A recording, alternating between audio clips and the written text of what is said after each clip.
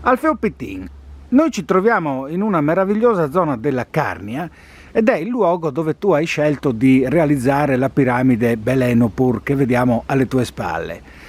Ecco, perché hai scelto questo luogo spettacolare della natura, proprio questo, per realizzare questo tuo sogno? Perché questa era la capitale dei Celti e quindi l'area sacra a Belenus. Al tempo dei Celti si chiamava Segesta, poi sono arrivati i Romani che l'hanno fatta diventare Iulium Carnicum. Comunque questa è la capitale dei Celti, non è Tolmezzo che è venuta dopo, è questa. Quindi tu vuoi riscoprire delle tradizioni, tramandare una linea conduttrice di tradizioni, simbologie, e tu sei anche uno scrittore e non certo poco fertile, infatti hai scritto tantissimo, ti sei occupato di studi, di ricerche. E spiegaci di più, da quanto tempo ti occupi di architettura e di scrittura? Prima di tutto ho fatto la casa e poi mi sono messo a scrivere, no? Sì.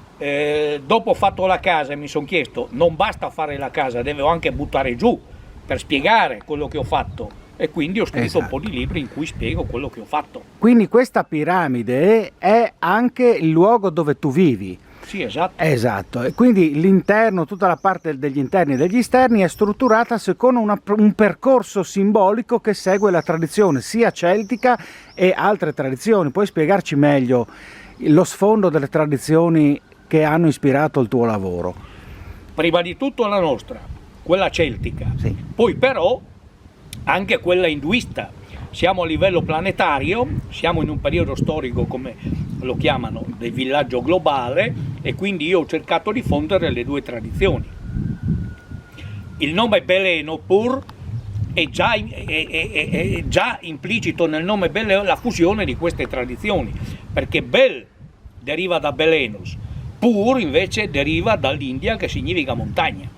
Quindi la casa si chiama la montagna della luce e fonde la tradizione nostra con quella degli orientali. Quindi in parole semplici, allora se volessimo fare un riassunto, tu vuoi mandare un messaggio alle persone per riscoprire e conoscere queste tradizioni.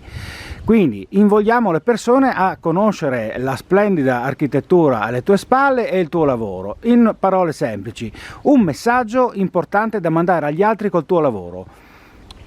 Un messaggio importante è quello che le tradizioni sono importanti, sono fondamentali, non si possono fare delle cose se non ancorandole alle tradizioni, però nello stesso tempo queste tradizioni debbono essere portate a livello di consapevolezza di questo periodo storico che è la luce, da cui la montagna della luce che è appunto Belenopur.